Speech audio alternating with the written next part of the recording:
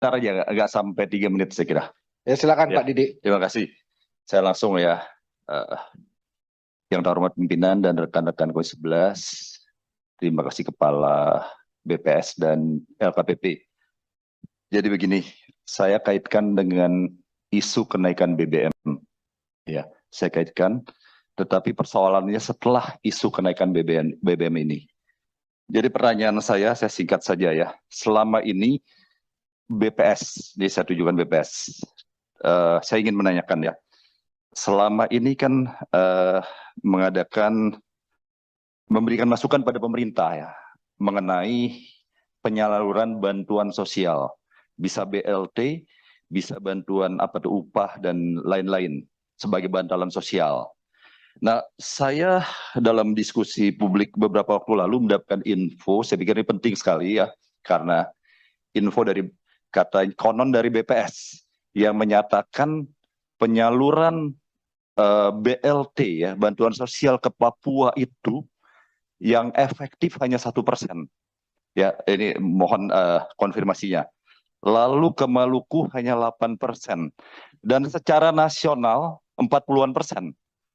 Ini saya kira harus disampaikan di forum ini, karena kenaikan BBM ini sebenarnya niat baik pemerintah setelah itu kan bagaimana penyaluran bantuan sosial ini tepat sasaran, menjadi suatu bantalan sosial begitu ya.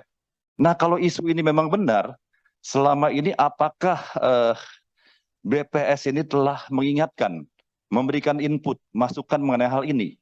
Karena ini kenaikan BBM kemarin, kalau tidak mempersiapkan infrastruktur yang baik dan mumpuni, yang benar-benar baik, tentu naik BBM akhirnya nggak, setelah itu ada bantalan sosial, ya bisa kacau balau begitu ya.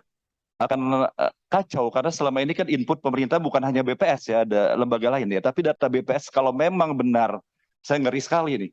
Papua hanya 1%, Maluku 8%, banyak daerah lain di bawah 20%, dan secara nasional 40-an%. Nah, tolong penjelasan ini karena ini penting sekali.